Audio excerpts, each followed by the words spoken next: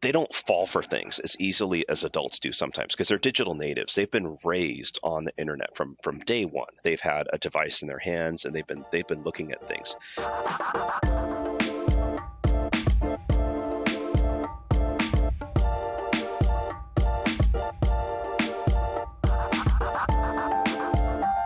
Welcome to Needle Stack. I'm Jeff Phillips, your host for today's episode. And I'm Aubrey Byron, a producer on Needle Stack. So today we're joined by Chris Kemp. Chris is a retired park ranger who now teaches criminal behavior and crime scene investigation at the high school level. It's going to be an interesting conversation. Chris, welcome to the show. Thank you. Glad to be here. Chris, you mentioned earlier that you incorporate OSINT in your classroom partly as a tool for engaging students. What about open source helps you get your students engaged? You know, the connection to real life events is what really brings it in, because you can read about fictional stuff all day, but when they can take something that they saw in the news that popped up yesterday, and then they can find out more information than what these news sources revealed using OSINT tools, that's what really gets them fired up. That's awesome. That is awesome. So how do you go about this? Like, do you break it down into certain skills, or maybe we'll just leave it even higher level? What kind of OSINT skills are you looking to pass along to them in the classroom? So for me personally, we start out with the crime of the day. So I'll pick something kind of random at the news. Maybe I read it in a news feed last night, and we're going to hit it today. I just read now, this was a case in Minnesota where a man killed a registered sex offender, and then he finished him off with a moose antler. That's going to be tomorrow's crime of the day. So what I'll do is sometimes I'll pick multiple news sources. So we'll kind of contrast and compare. Does this news source have extra information? A lot of times I notice that the local news sources will have more because they have the boots on the ground. So if it hits the national level, they don't have their people there. They're relying on the local people. So you'll get the better scoop. Sometimes we'll look at the area that's mentioned, and I'll put it into the LexisNexis community crime map. So we'll see, is this a high crime area? Is this a low crime area? Sometimes we can tell that just based on plugging in the location to Google Earth for geographic intelligence. We had a crime where a person was found in a car. He was a homicide victim, but it happened out in the middle of nowhere. There was farmland. So it's going to be very difficult to find witnesses out on a field, out in the middle of nowhere.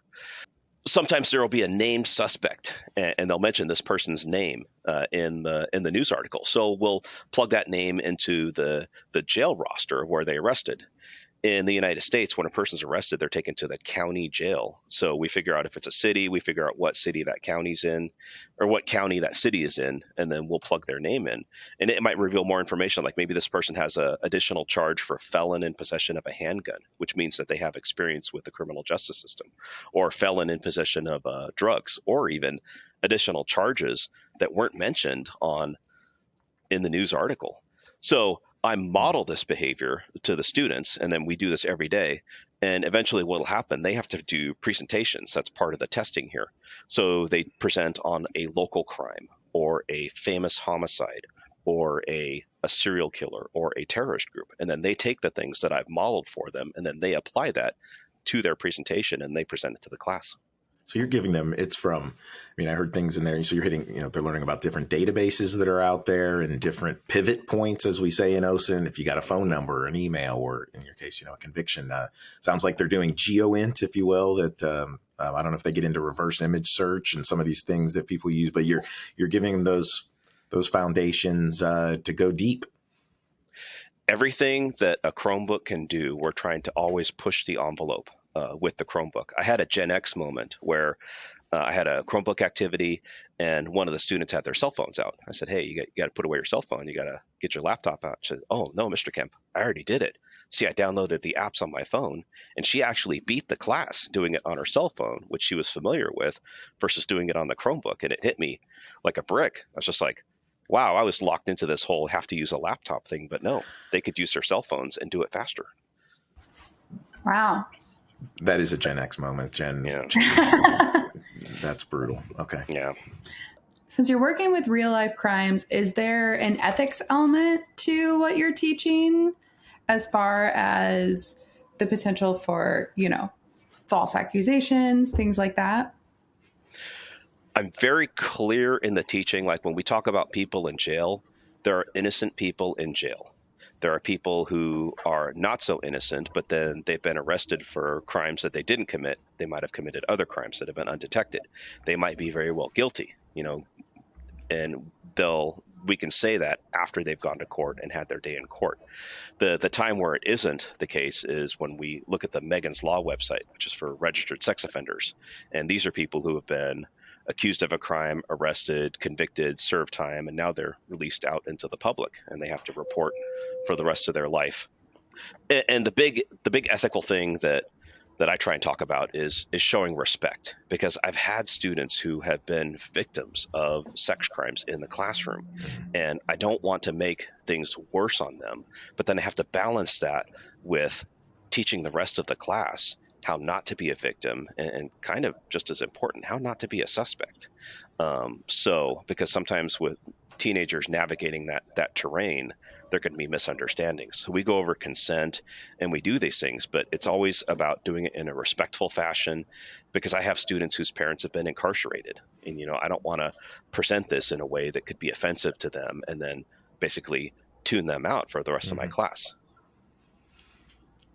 You mentioned that they're on Chromebooks, and I'm started thinking a little bit about their own OPSEC. I know you're giving them assignments, but what does that angle look like as far as making sure they're not putting themselves and their information and sharing their profiles? I mean, I take it there's an OPSEC level here, and maybe the Chromebooks are super locked down, but what can you say about that as they're out there investigating some of these things? So we keep it very generic. Like even their emails are by their student ID numbers. They don't incorporate any names. I don't have them sign up for any services, and we're just doing basically passive reconnaissance. I don't have them use people finder websites, like the search websites for that. Right. We're just doing Google dorking, and we're looking at publicly available websites, and we're keeping it like that. Because again, there's also a maturity angle. They're still teenagers. Teenagers going to teenage, and talk, so I've got to recognize that too.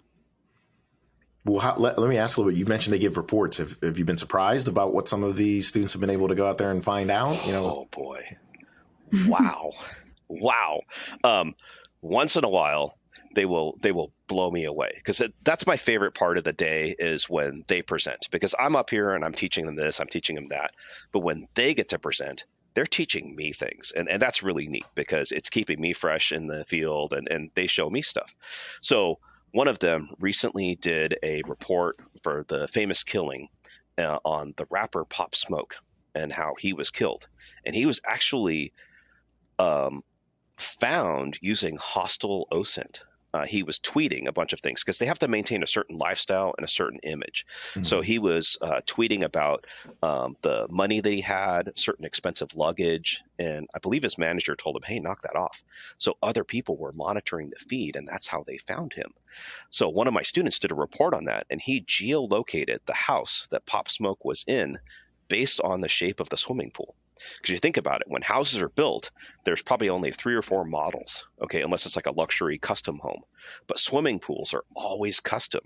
They're like an aftermarket accessory, if you think about it. So he found the square swimming pool from one of the photos that was in a news article, went to Google Earth and went through that neighborhood doing overhead views and located the site. And it was just a jaw-dropper moment in the class. Yeah. Wow. Before the recording, you mentioned a lesson on disinformation. We actually did a fact-checking series last season, and I think analysis and verification are an important part of OSINT. How are you incorporating those subjects in the classroom? So I like to have a section, and it's kind of neat to see, because the students, they don't fall for things as easily as adults do sometimes, because they're digital natives. They've been raised on the internet from day one. They've had a device in their hands, and they've been looking at things. So that's a neat part. But I like to use, it's called the bad news generator, and it gamifies building bad news and building a following. So we do that for points. I have them go through the assignment, and go through the website, and then we pause. There's certain goalposts that you have to hit, and then the game will pause, and I can stop class and explain it. And at the end, the website gives them a score. So I tell them, hey, be the worst human beings you can be, and you'll get the best score. So they do that, and then we stop it, and I have all the different periods against each other, and then I publish the high scores the next day, to see who's going to be the grand champion for spreading Right. misinformation and disinformation. So they get this competitive edge. They get all quiet, and when the classroom gets quiet, either something really bad is happening or something really good is happening. There's like no in between. So this is like a good quiet moment where they're getting really intense on it. Well, while this show's all about OSINT, you're teaching. It seems like the kids are taking away some other lessons here. Here we just, they're learning about disinformation and misinformation. You mentioned earlier you're teaching, I think, some things on like Google dorking skills. I mean, do you find that some of these skills, do you hear from them that they're putting them to use in other areas or in other ways?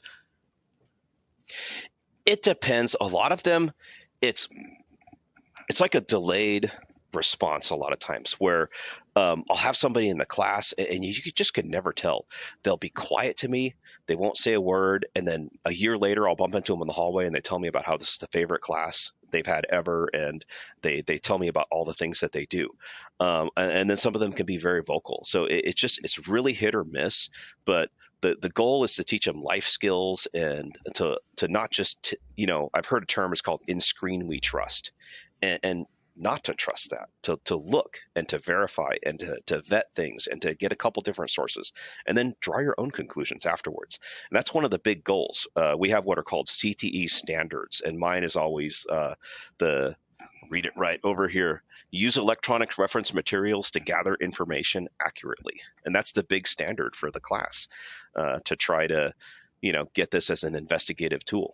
And it's just amazing to me because it's a web browser, and look at what we can do with this. That's awesome. Do you find that some of them do become a little more conscious of media consumers? I sincerely hope so. But they've got an edge to them already, which is kind of neat to see, where they're not going to fall for the Jenkins thing, or Mm-hmm. the kind of fluff that you see on the internet that a lot of people jump onto, and then it gets disproven later, but that they don't actually catch that it was disproven online, and they still believe that in their mind and kind of hold that in their heart. So I think they're a little bit more immune to that. That's just a personal feeling that I get. I would agree with you there. I think one interesting thing about teaching OSINT at the high school level is that it sort of seems like maybe there's an added benefit of teaching media literacy alongside that. Because if you're realizing what you can find on other people, you're probably realizing what might be out there about yourself. Do you see that any of them change kind of their approach to what they share online?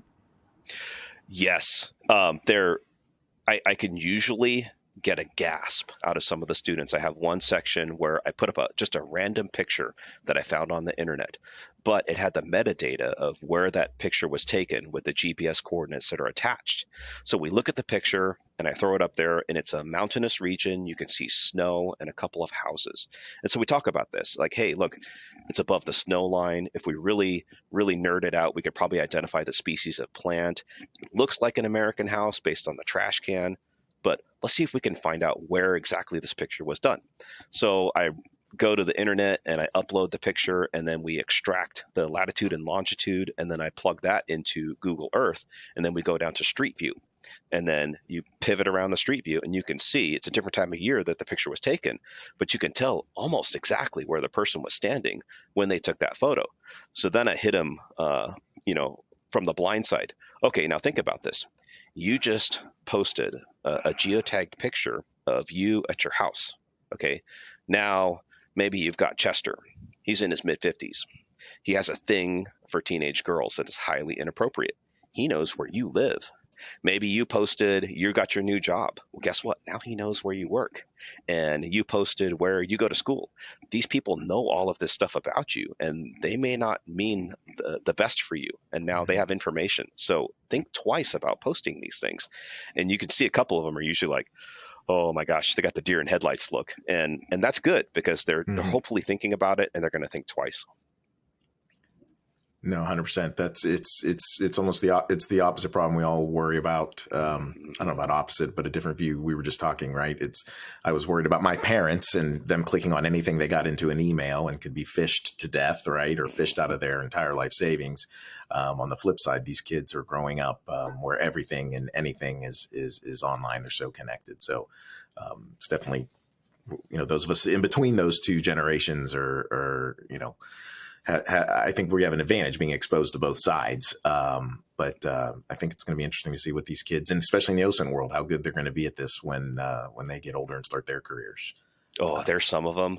They are my people. They cannot let it go. I mean, it is really neat to see where they get all intense. Because I'll give them a project. We'll watch a newsreel. I said, okay, there's a house. It's got a number on it. We know the city that it's in. What's the address? Go. And so they'll flip open their Chromebooks and they start looking. And the way I have them do it is I'll have them Google that number plus the city, and then they go to the images, and then you can quickly scroll through the images and compare a house to that. And then as soon as one of them finds it, somebody will raise their hand and everybody else is slamming their fists down on the desk. And it's like, oh yeah, these guys are really into it. And then I'll throw another curveball at them. Okay, well, the crime happened inside the house on the stairwell. Get me a picture of that stairwell. So they'll go to Zillow and they'll run the address through there and try to look for interior pictures of the house. And it's just it's really neat to see. I think the kids, they just they're overshare, but then they're more skeptical, and it's an interesting contrast. That's very interesting. Now, I think you'd mentioned before we got started, this is actually an advanced class. What are the class levels that they're going through here that you were telling me about earlier? So the criminal behavior class is the introductory class. That's the feeder. And we talk about all the different types of crimes, what motivates people to do them, and then how they do them. So they're getting kind of a life preparation for entering the adult world. And the hope is that they won't be victims of this. They'll know what to look out for. Maybe they can save themselves from something, or maybe they can save a family member or a friend. And most of the students take that, and then that's it, which is good, And then after that, there's the advanced class, which is the crime scene investigations class. And then from there, that's to prepare them to compete in Skills USA, where they would actually go into an actual police run simulated crime scene and investigating, lifting latent fingerprints, taking the right pictures, doing the crime scene sketch, writing the report, putting the tape up, all the things that normal CSI people would do. And then they get graded on that. So those are the advanced kids. But I do the OSINT stuff in all the classes, but I demand a little bit more of the advanced ones. They're the ones that I won't give them as many hints, and I'll ask them for more results. Right. Before we wrap up, I wonder, as a teacher, do you have tips for our professional audience? In regards to teaching it? Or just for OSINT or collection, maybe. I feel like sometimes, young people can give us another perspective. Okay, how about let's do both. So to me, just constantly keeping that interest in it and the passion, and not forgetting that it's fun. It's fun to do. And just maintaining the interest level is pretty cool. And you have to, because the tools come and go. What's new, red hot, sexy, and 6 months down the road won't even work. So you have to constantly be looking for new things. As far as teaching it, you just have to be fearless, because I've had lesson plans that have just flopped, and then the bell rings and a new set of students walks in, and you have to be able to shake it off because they're asking, Mr. Kemp, what are we doing today? And you got to be ready for them. You have to carefully manage your excitement, even if you're not quite feeling it for the day. And it's a fun place to be. That's awesome. Yes, we should all look to apply those things, and being constantly curious is definitely something we all need to keep in mind. Well, Thanks to our guest, Chris Kemp, for joining us today.